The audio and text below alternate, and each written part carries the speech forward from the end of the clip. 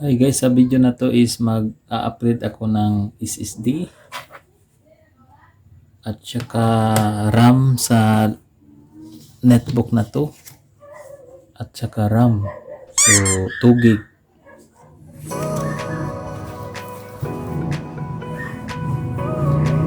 Dito sa likod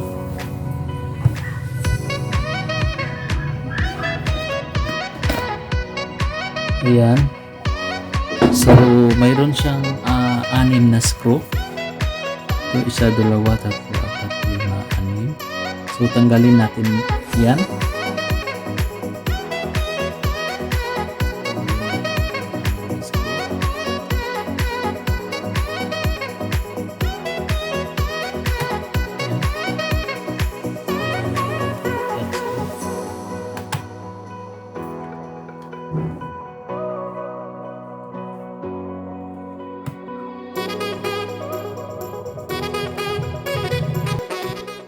Tanggalin lang natin itong apat na naka-yellow. Ito ay screw.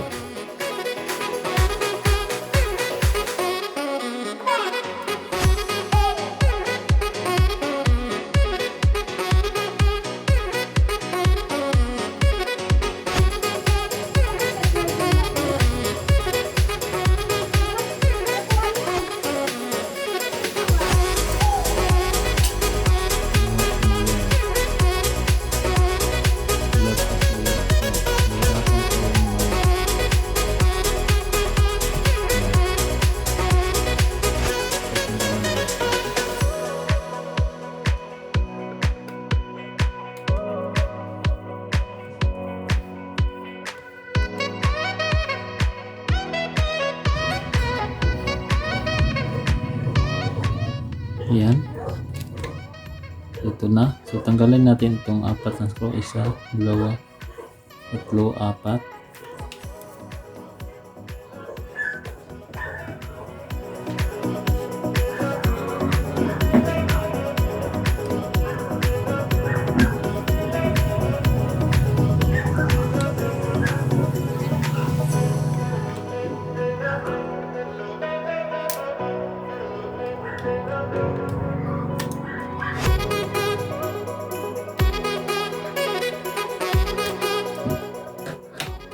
Pwede na natin ito tanggalin. Ayan. So separate lang to.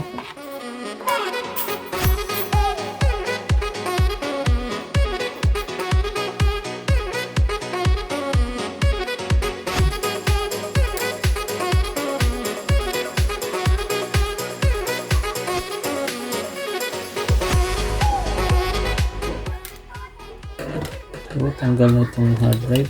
Yan. So, ganyan lang. So, ganyan. Yan.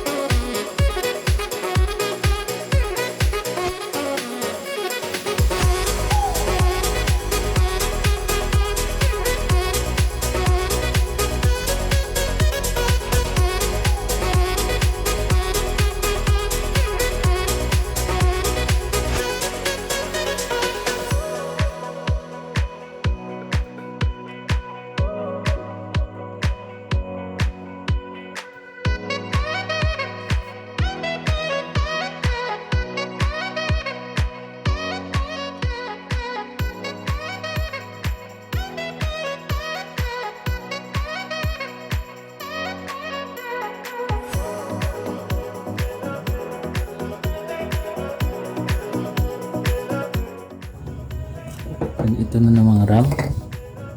Ito yung RAM. So built-in yung kanyang 2 GB dito. Then dagdagan lang natin ng another 2 GB para magiging 4 GB na siya. Ganyan lang.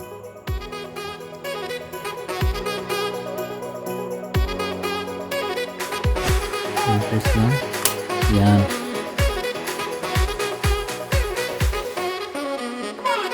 Then babalik na natin ito. So pagbalik ito ganyan lang. Yan.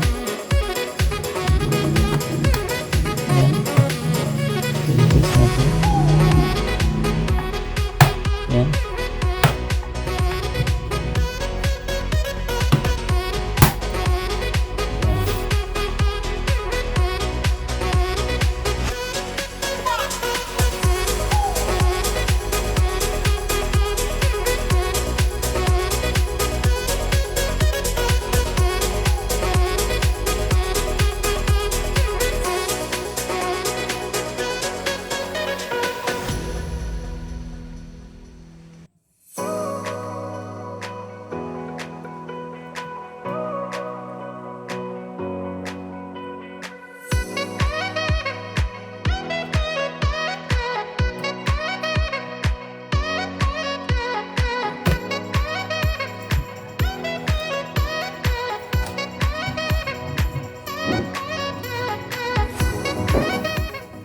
So, loadan natin siya ng Windows 10.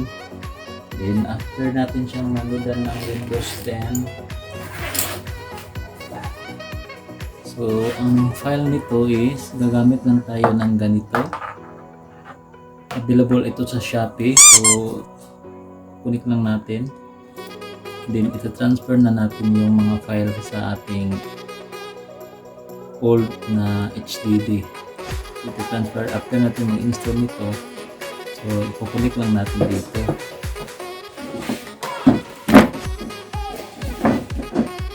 So, USB. Ayan. So, kakabit na natin ito sa gilid or sa likod. Then, ito-transfer natin yung file dito. So, ayan lang. Hindi na natin ipakita yung pag-install kasi basic lang yun. Okay?